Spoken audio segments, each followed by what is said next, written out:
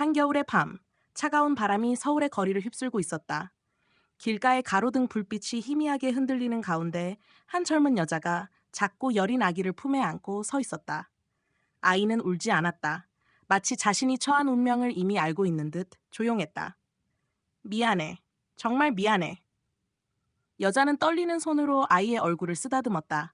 그러나 그의 얼굴에는 눈이 없었다. 매끄러운 피부 아래 그 어디에도 눈동자는 존재하지 않았다. 의사는 그에게 말했다. 이 아이는 선천적으로 눈이 없습니다. 평생 앞을 볼 수 없을 겁니다. 그 말을 듣는 순간 그녀의 머릿속은 새하얘졌다. 젊고 가난했던 그녀에게 장애를 가진 아이를 키우는 것은 감당할 수 없는 일이었다. 결국 그녀는 결정을 내렸다. 그날 밤, 그녀는 작은 종이에 짧은 글을 적었다. 죄송합니다. 이 아이를 잘 부탁드립니다. 그리고 아이를 서울의 한 고아원 앞에 조심스럽게 내려놓았다. 차가운 바닥에 살짝 닿는 순간 아기는 작게 몸을 움찔했지만 여전히 울지 않았다. 제발 행복하길 바라.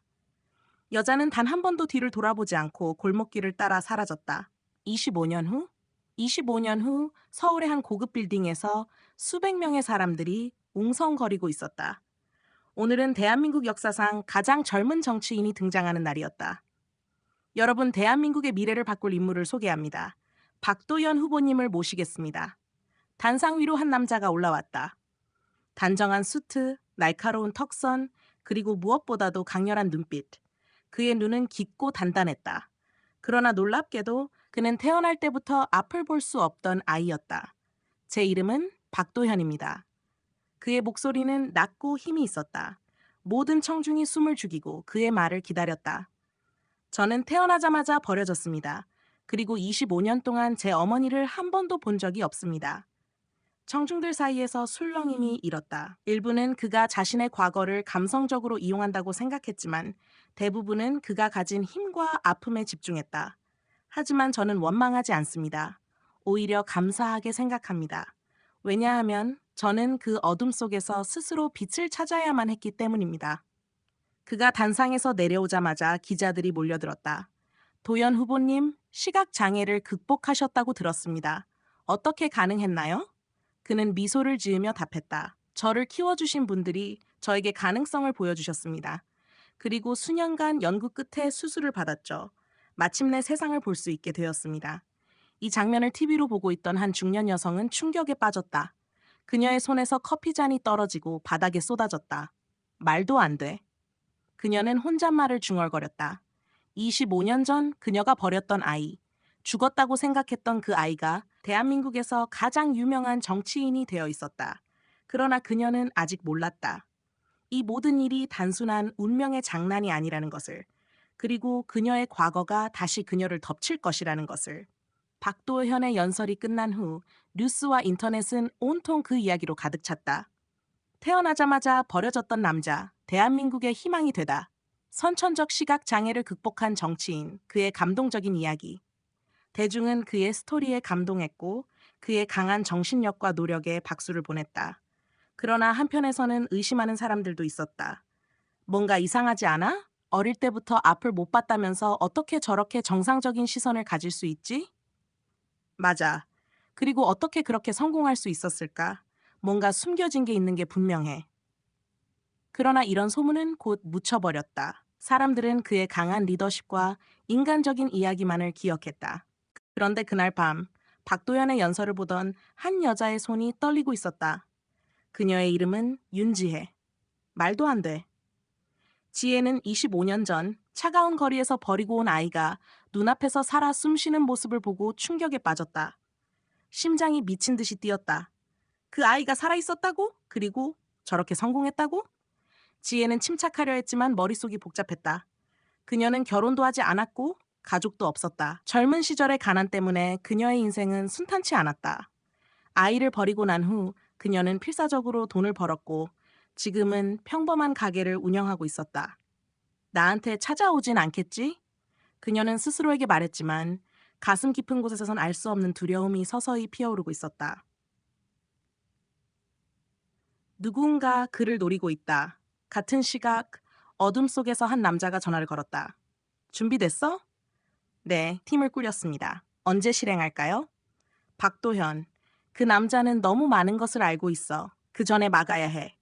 알겠습니다. 그럼 곧 행동에 들어갑니다. 전화가 끊어지고 어두운 방 안에는 기이한 침묵이 감돌았다. 도현, 어머니를 찾아야 한다. 그날 밤 박도현은 깊은 생각에 잠겨 있었다. 그는 연설을 마친 후 계속해서 불안한 느낌을 지울 수 없었다. 왜인지 모르겠지만 무언가 나를 기다리고 있는 것 같다. 그는 컴퓨터 앞에 앉아 오래된 자료를 하나씩 찾아보기 시작했다. 그리고 마침내 그의 출생 기록을 찾아냈다. 윤지혜. 그 순간 그의 심장이 뛰었다. 태어나서 한 번도 들어본 적 없는 이름. 하지만 그는 알 수 있었다. 내 어머니다. 그는 깊은 숨을 들이마셨다. 이제 그는 두 가지를 해야 했다. 1. 자신의 과거를 밝혀야 한다. 2. 그리고 누군가 자신을 노리고 있다는 느낌을 확인해야 한다. 그는 핸드폰을 들고 조용히 중얼거렸다. 어머니, 당신을 찾으러 갑니다. 그러나 그는 아직 몰랐다. 그가 어머니를 찾으려 하는 순간 그의 목숨을 위협하는 어두운 그림자들이 움직이기 시작했다는 것을. 박도연은 어머니의 이름을 확인한 후 한참 동안 모니터를 바라보았다. 윤지혜, 당신은 날 버렸지만 나는 당신을 만나야 한다. 그는 조용히 핸드폰을 들어 보좌관에게 전화를 걸었다. 내 어머니를 찾아? 예. 후보님, 갑자기 무슨 말씀이십니까? 출생 기록을 확인했다. 윤지혜라는 이름이 나왔어. 그녀가 아직 살아있는지, 어디에서 살고 있는지 알아봐. 보좌관은 잠시 망설였지만 도연의 단호한 목소리에 고개를 끄덕였다. 알겠습니다. 최대한 빨리 조사하겠습니다. 그러나 박도연은 몰랐다. 누군가가 그의 모든 움직임을 지켜보고 있다는 것을. 내가 뭘 할 수 있지? 어머니의 불안감. 그 시각 윤지혜는 창가에 앉아 창밖을 바라보고 있었다. 깊은 밤이었지만 그녀의 마음은 전혀 편치 않았다. 이제 와서 내가 뭘 할 수 있지? 그녀는 커피를 마시며 뉴스 기사를 다시 읽었다. 모든 뉴스가 박도연에 대한 이야기로 가득 차 있었다. 혹시 날 찾아오진 않겠지? 그때 그녀의 휴대폰이 울렸다. 누구세요? 윤지혜 씨, 오랜만이군요. 낯선 목소리였다. 하지만 그 순간 그녀의 온몸이 얼어붙었다. 당신은 누구죠? 옛날 일은 잊은 줄 알았는데 아니었나 보군. 당신 아들이 너무 많은 걸 알고 있어. 그녀는 숨이 막혀왔다. 뭐라고요? 무슨 소리예요? 박도연. 그가 진실을 밝히면 당신뿐만 아니라 우리도 곤란해진다고. 그러니 조심하는 게 좋을 거야. 뚝. 전화가 끊겼다. 그녀는 핸드폰을 손에 쥐고 덜덜 떨었다. 대체 무슨 일이 벌어지고 있는 거야? 도현, 위협을 감지하다. 다음 날, 박도현은 차를 타고 서울의 한 골목으로 향했다. 보좌관이 보낸 정보에 따르면 윤지혜는 오래된 카페를 운영하고 있었다. 그곳에 가면 그녀를 만날 수 있을까? 그러나 차가 골목에 들어서자 도연의 촉이 이상한 기운을 감지했다. 운전기사가 갑자기 속도를 줄이며 말했다. 후보님 앞에 이상한 차가 서 있습니다. 도연이 창밖을 내다보자 검은색 밴이 길 한가운데 멈춰 있었다. 그 순간 쾅! 강렬한 충격과 함께 뒤에서 또 다른 차가 들이받았다. 도연의 머리가 순간적으로 흔들렸고 차 안에서 비명이 터졌다.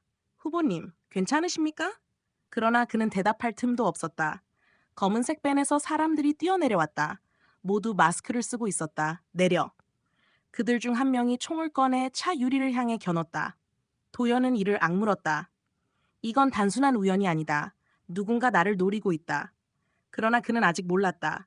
이 공격이 단순한 위협이 아니라 그의 인생을 송두리째 흔들 엄청난 음모의 시작이라는 것을.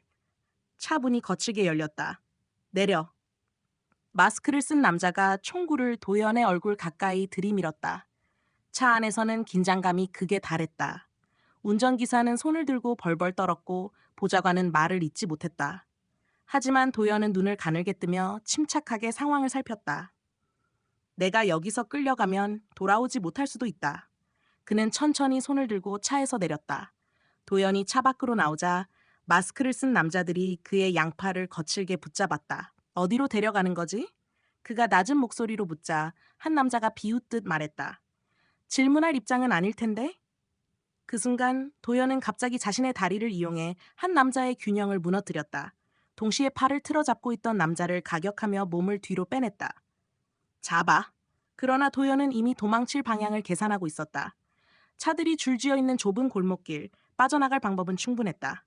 하지만 쾅! 갑자기 누군가 그의 등을 강하게 가격했다.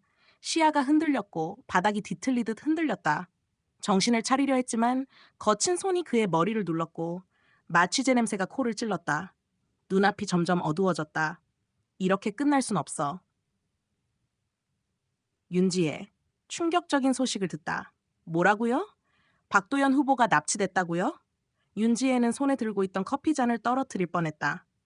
TV 화면에는 긴급 뉴스가 나오고 있었다. 박도연 후보 정체불명의 무장 괴한들에게 납치돼. 경찰 수사 착수 설마? 그녀는 본능적으로 창밖을 내다봤다. 한밤중이었지만 길거리는 여전히 어수선했다.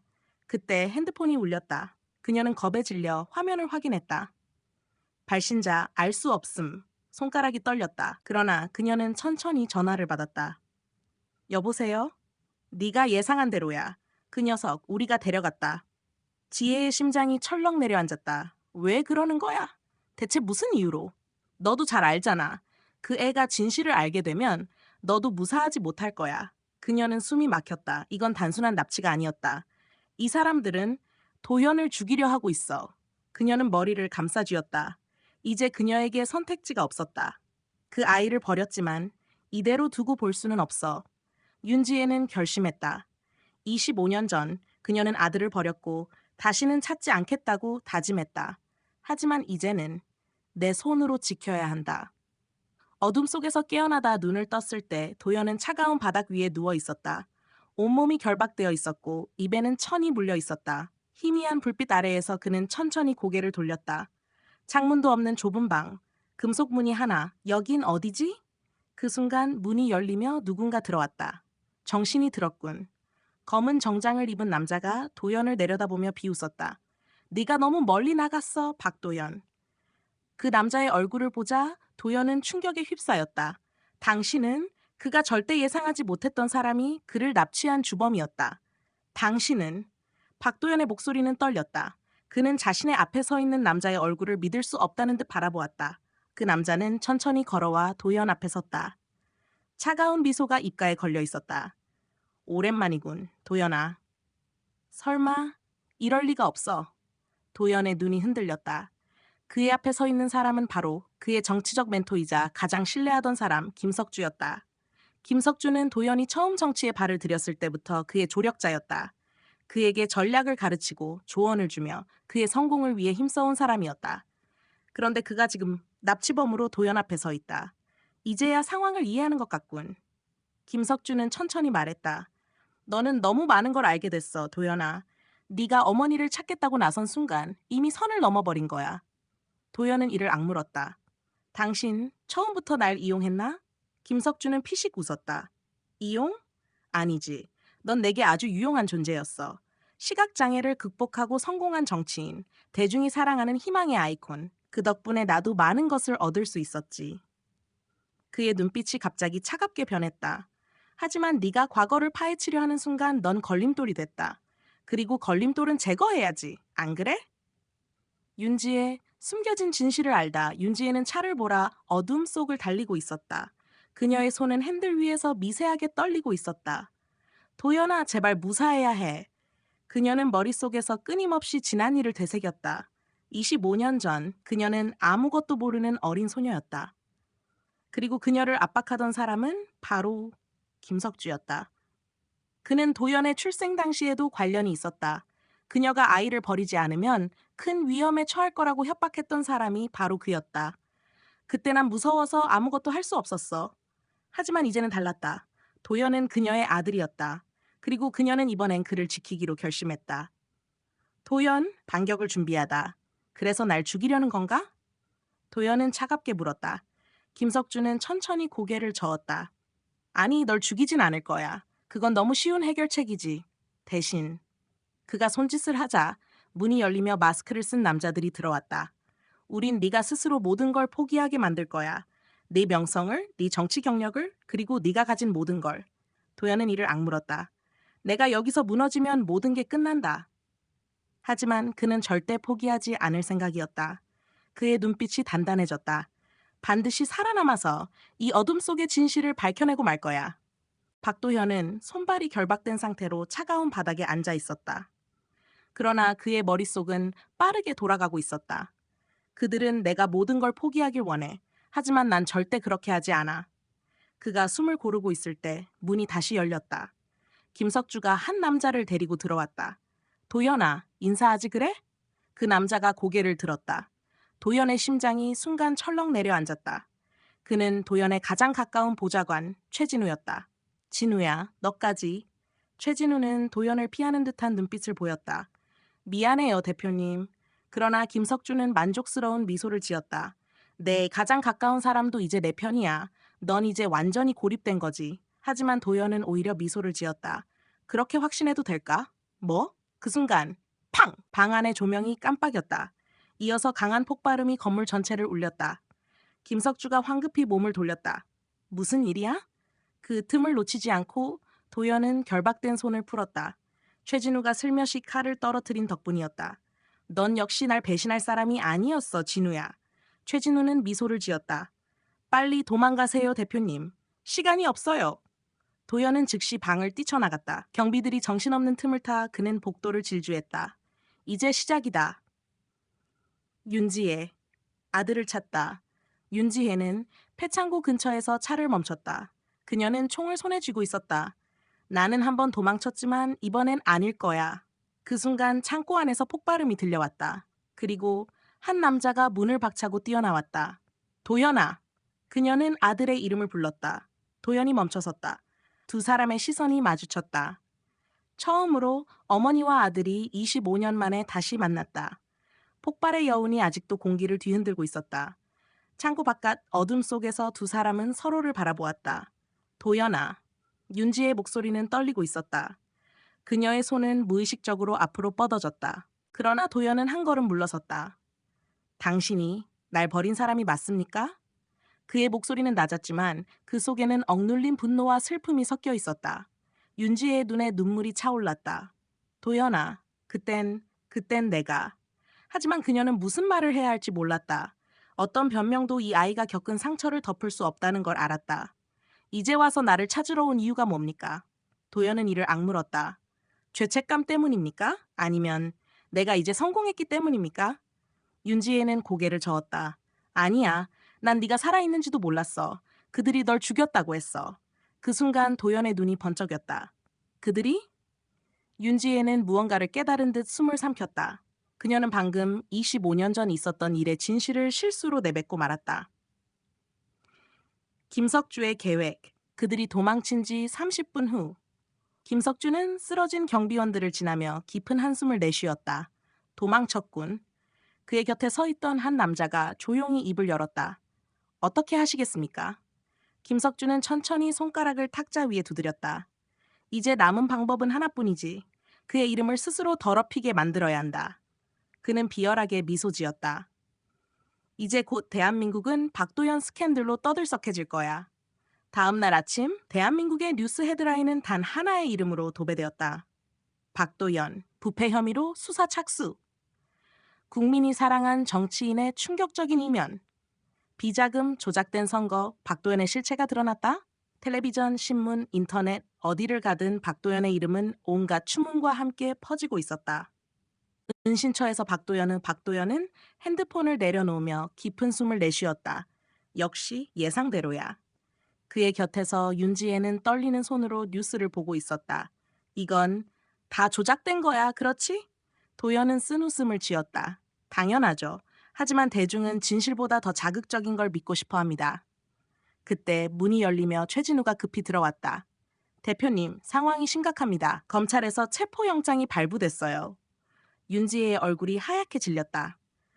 도연아, 우리가 뭘 해야지? 도연은 눈을 감고 잠시 생각에 잠겼다. 그리고 천천히 입을 열었다. 도망치지 않을 겁니다. 뭐? 윤지혜와 최진우가 동시에 놀란 눈으로 도연을 바라봤다. 만약 내가 도망치면 그들이 원하는 대로 흘러가게 됩니다.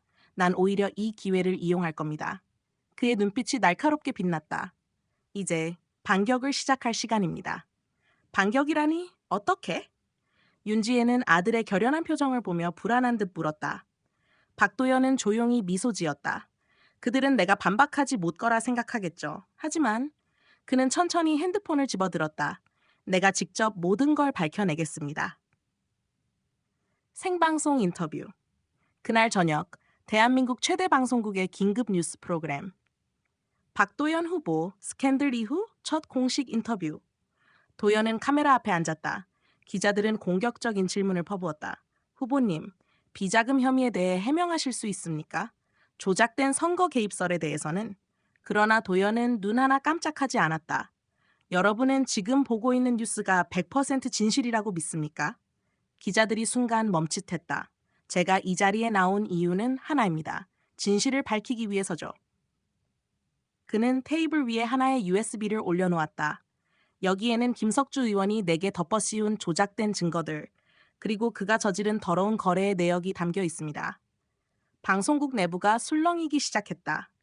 지금 이 순간 이 자료는 실시간으로 온라인에 공개됩니다. 그 순간 도현의 측근들이 준비한 웹사이트가 열렸고 김석주의 모든 비리가 담긴 자료들이 폭로되었다. 김석주의 분노, 뭐라고? 김석주는 화면을 보며 소리를 질렀다. 그의 얼굴이 일그러졌다. 저 자식이? 그는 황급히 전화를 들었다. 당장 사이트를 차단해? 방송국도 압박하고. 그러나 전화기 너머의 목소리는 떨리고 있었다. 의원님, 이미 너무 늦었습니다. 모든 자료가 복사되고 퍼지고 있습니다. 김석주의 손이 부들부들 떨렸다. 이 자식, 날 이렇게까지 몰아붙이다니. 그는 이를 악물며 중얼거렸다. 좋아. 그렇다면 그의 눈빛이 차갑게 변했다.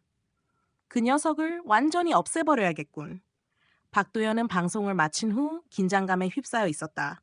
그러나 그는 결코 물러서지 않을 것이었다. 그가 펼친 계획은 이제 막 시작에 불과했다. 이제 모든 게 바뀔 거야. 도연은 자물쇠가 잠긴 문을 열며 말했다. 그는 최진우와 윤지혜와 함께 비밀 장소로 향했다. 그들의 얼굴은 긴장과 결단력으로 가득 차 있었다. 이제 김석주가 뭘 할지 알 거야. 최진우가 말했다. 하지만 그도 우리가 예상하는 대로 움직일 거야. 우린 한 발 앞서 있어야 해. 맞아요. 윤지혜가 말했다. 우리가 지금까지 준비한 계획을 차근차근 실행해야 해요.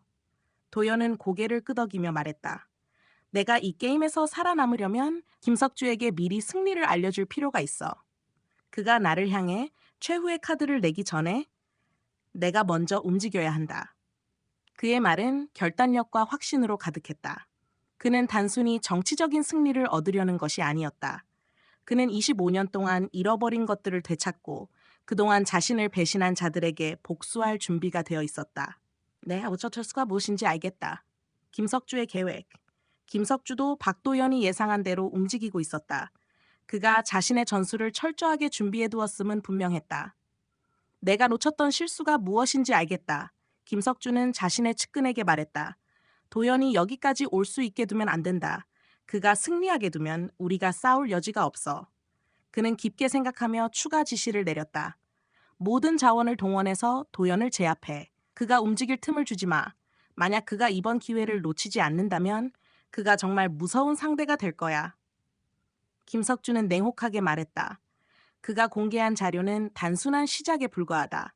내가 알고 있는 비밀들을 공개하면 그와 그의 가족은 끝이다. 그는 손을 쥐며 입꼬리를 올렸다. 박도현, 네가 승리할 수 있다고 생각하나? 네가 무너지는 순간이 가까워지고 있다. 도리가 끝까지 싸우조연의 반격. 도연은 이제 완전히 다른 사람처럼 변했다. 그가 정치인으로서, 아니 인간으로서 겪은 모든 고통은 그를 강하게 만들었다. 우리가 끝까지 싸우지 않으면 이 모든 게 무의미해질 거야. 도연은 최진우와 윤지혜에게 말했다. 그렇다면 이번엔 내가 직접 끝을 보겠다. 도연은 철저하게 준비해온 자료들을 공개할 타이밍을 맞추기 위해 최선을 다했다. 그리고 그가 내린 결단은 단순한 정치적 승리를 넘어서 자신이 가진 모든 것을 걸고 김석주와 맞서 싸우는 것이었다. 우리는 그들보다 더 강하게 반격할 거야. 이건 단지 게임이 아니야. 내 인생과 내 미래가 걸린 문제지. 도연은 결단력 있게 말했다. 그리고 그가 가진 모든 자원을 동원하여 김석주의 마지막 카드를 막기 위한 마지막 계획을 준비했다. 도연은 밤늦게까지 자신의 책상에 앉아 자료를 검토했다. 이제 그에게 남은 것은 김석주의 최후의 카드를 막을 방법뿐이었다. 방 안의 불빛이 어두운 그림자를 만들어내며 그의 얼굴을 더욱 단단하게 비추었다. 우리가 이길 수 있을까? 최진우가 조심스럽게 물었다. 도연은 고개를 들지 않고 말했다. 지금까지 살아남았잖아. 그걸로 충분해. 윤지혜는 걱정스러운 눈으로 그를 바라보았다. 하지만 그가 마지막 카드를 내면 우린 전혀 예측할 수 없잖아요.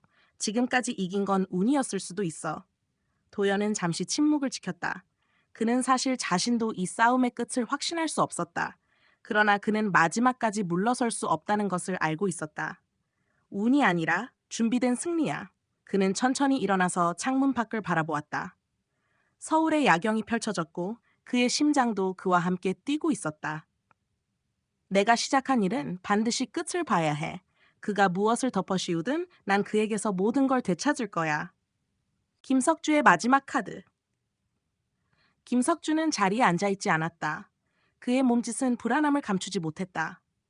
이미 준비해둔 마지막 승부수를 이제 내야 할 때가 다가왔다.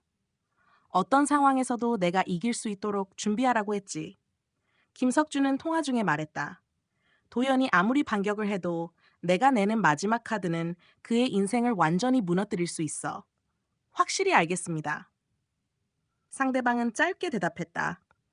그가 아무리 진실을 밝히려 해도 그가 가진 그 모든 증거들은 전혀 중요하지 않게 만들 거야. 김석주는 확신에 찬 목소리로 말했다.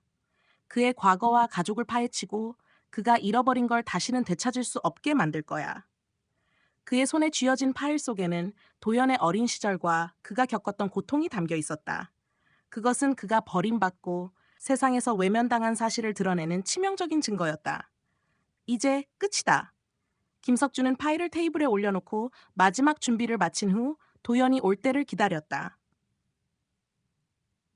도연의 반격, 김석주의 함정. 도연은 예상보다 빨리 김석주의 함정에 걸려들었다.